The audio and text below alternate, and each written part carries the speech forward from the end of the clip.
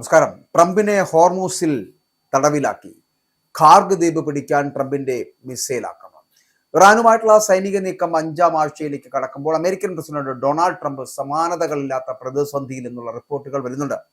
Uranium ശേഖരം പിടിച്ചെടുക്കുവാനുള്ള അതിസാഹസികമായിട്ടുള്ള ദൗത്യമായി മാറിയിരിക്കുകയാണ് ഇപ്പോൾ. ഹോർമൂസ് കടലിടുക്കിലെ ഭീഷണി എന്ന് പറയപ്പെടുന്ന അതിരൂക്ഷമായി തുടരുമ്പോഴും ഖാർഗ് ദ്വീപ് പിടിച്ചെടുക്കുവാനുള്ള മിസൈൽ ആക്രമണം നടത്തുകയാണ് ട്രംപ്. എന്നാൽ ഹോർമൂസിൽ ട്രംപ് തടവിലാക്കപ്പെട്ടിരിക്കുന്നു എന്ന് വേണമെങ്കിൽ പറയേണ്ടിയിരിക്കുന്നു. അമേരിക്കൻ സൈന്യം കടുത്ത പ്രതിസന്ധിയിലായിരിക്കുന്നുവെന്ന് പറയേണ്ട ഒരു സാഹചര്യത്തിലേക്ക് എത്തിയിരിക്കുന്നു. അതായത് മേഖലയിൽ US സൈനിക ആസ്തികൾക്ക് നേരിട്ട തിരിച്ചടിയും തന്ത്രപ്രധാനമായിട്ടുള്ള ഹോർമൂസ് കടലിടുക്കിന്റെ അടച്ചുപൂട്ടലും ട്രംപിന്റെ കണക്കുകൂട്ടലുകൾ തെറ്റിക്കുകയാണ്. ഇറാനെതിരായിട്ടുള്ള പോരാട്ടത്തിൽ ട്രംപിനെ തളയ്ക്കുവാൻ സാധ്യതയുള്ള അനേകായിരം വെല്ലുവിളികൾ ഇപ്പോൾ അദ്ദേഹത്തിന്റെ മുന്നിലുണ്ട്. ഒന്നാമതായിട്ട് യുറേനിയം ശേഖരം പിടിച്ചെടുക്കൽ എന്ന് പറയപ്പെടുന്നത് അതിസാഹസികമായിട്ടുള്ള ഒരു ദൗത്യമാണ്. അതായത് ഇറാന്റെ ഭൂഗർഭ തുരങ്കങ്ങളിൽ സൂക്ഷിച്ചിരിക്കുന്ന സമ്പുഷ്ടീകരിച്ച യുറേനിയം പിടിച്ചെടുക്കുക എന്നത് US കമാൻഡോകൾക്ക് വൻ വെല്ലുവിളിയാണ്. വൻതോതിലുള്ള സ്ഫോടക വസ്തുക്കളും ഖനന യന്ത്രങ്ങളും ഉപയോഗിച്ചു വേണം ഈ കോട്ടകൾ തകർക്കാൻ. എന്നാൽ ഇതിനിടയിൽ ഈ ഇറാന്റെ ഡ്രോൺ മിസൈൽ ആക്രമണം ഉണ്ടായാൽ ഏകദേശം 100 കണക്കിന് വരുന്ന US സൈനികർ ഇതുമായിട്ട് ബന്ധപ്പെട്ട് കൊല്ലപ്പെടേണ്ട ഒരു സാഹചര്യം ഉണ്ടാകും. മറ്റൊന്ന്, ഇറാന്റെ എണ്ണ കയറ്റുമതിയുടെ 90% നടക്കുന്നത് ഖാർഗ് ദ്വീപ് വഴിയാണല്ലോ. അപ്പോൾ ഇത് പിടിച്ചെടുക്കുവാനുള്ള ശ്രമിച്ചാൽ തങ്ങളുടെ എണ്ണ ശേഖരത്തിന് ഇറാൻ തന്നെ തീയിട്ടേക്കും എന്നുള്ള സൂചനകൾ വരുന്നുണ്ട്. അപ്പോൾ ഇത് വ്യോമാക്രമണങ്ങളെ തടസ്സപ്പെടുത്തുന്ന കറുത്ത പുകപടലങ്ങൾ സൃഷ്ടിക്കും.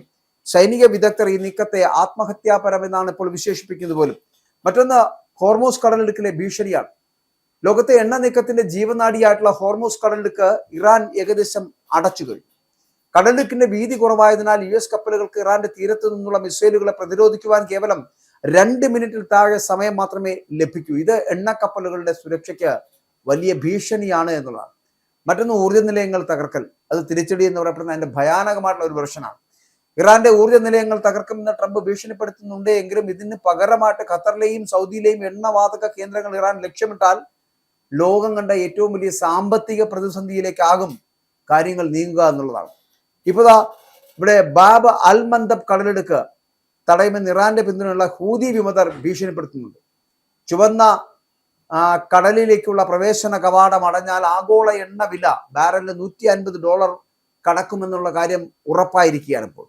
മാത്രമല്ല, ഗൾഫ് രാജ്യങ്ങളിലെ കുടിവെള്ള സ്രോതസ്സായിട്ടുള്ള കടൽ വെള്ളം ശുദ്ധീകരിക്കുന്ന പ്ലാന്റുകളെ ഇറാൻ ലക്ഷ്യം വെച്ചാൽ മേഖലയിൽ വലിയ മാനുഷിക ദുരന്തമുണ്ടാകും. ഗൾഫ് രാജ്യങ്ങളിലെ ദശലക്ഷക്കണക്കിന് ആളുകളെ ഇത് നേരിട്ട് ബാധിക്കുന്ന ഒരു വിഷയമാണ്.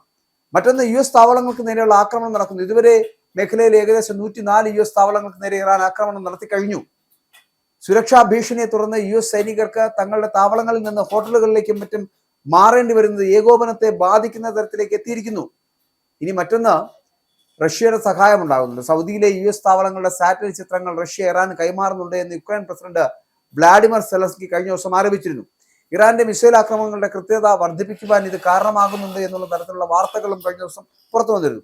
അപ്പോൾ ഇവിടെ ഈ റഡാർ സംവിധാനങ്ങളുടെ നാശം ഉണ്ടാകുന്നു. ഏറ്റവും ഒടുവിലെ സൗദിയിലെ പ്രിൻസ് സുൽത്താൻ എയർബേസിന് നേരെയുണ്ടായ ആക്രമണത്തിൽ അമേരിക്കയുടെ E-3 സെൻട്രി എന്ന് പറയപ്പെടുന്ന ചാരവിമാനം തകർന്ന് തരിപ്പണമായി. ഇത് മേഖലയിലെ അമേരിക്കയുടെ നിരീക്ഷണ ശേഷി വലിയ തിരിച്ചടിയായി മാറുന്നുണ്ട് എന്നുള്ളതാണ്. ഇനി മറ്റൊന്ന്, ഈ അമേരിക്കയിലെ ഇടക്കാല തിരഞ്ഞെടുപ്പ് അതടുത്തിരിക്കുകയാണ്. മറ്റൊരു അനന്തമായിട്ട് യുദ്ധഭൂമിയിലേക്ക് അല്ലെങ്കിൽ ഒരു യുദ്ധത്തിലേക്ക് രാജ്യം നീങ്ങുന്നതിൽ അമേരിക്കൻ ജനതയ്ക്ക് യാതൊരു തരത്തിലുള്ള താല്പര്യവുമില്ല. സ്വന്തം അണികളിൽ നിന്ന് പോലും ട്രംപിന് ഇക്കാര്യത്തിൽ വിമർശനം നേരിടേണ്ടി വരുന്ന ഒരു സാഹചര്യമാണ്. അതായത് ട്രംപിനെ സത്യത്തിൽ എല്ലാ അർത്ഥത്തിലും ട്രംപിനെ ഹോർമൂസ് കടലിടുക്കിന്റെ പേരിൽ തടവിലാക്കപ്പെട്ടു എന്ന് വേണമെങ്കിൽ പറയേണ്ടിയിരിക്കുന്നു.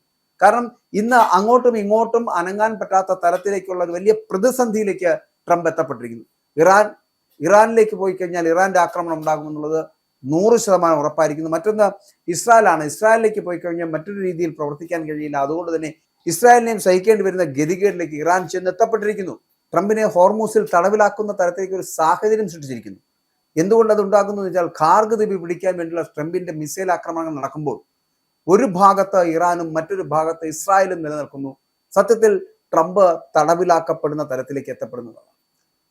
ഇസ്രായേലിന്റെ ഭാഗത്തേക്ക് തിരിയാനും കഴിയില്ല, ഇറാന്റെ ഭാഗത്തേക്ക് യുദ്ധം ചെയ്ത് വിജയിക്കാനും കഴിയില്ല എന്നൊരു തരത്തിലേക്ക് ട്രംപ് എത്തിച്ചേർത്തിരിക്കുന്നു. സത്യത്തിൽ ട്രംപ് ഹോർമൂസിന്റെ പേരിൽ തടവിലാക്കുകയാണ്, അല്ലെങ്കിൽ തടവിലാക്കപ്പെടുകയാണ്. ഖാർഗ് ദ്വീപ് പിടിച്ചെടുക്കുവാനുള്ള ട്രംപിന്റെ മിസൈൽ ആക്രമണങ്ങൾ വൃഥാവിലാവുക എന്നുള്ള കാര്യത്തിൽ സംശയം.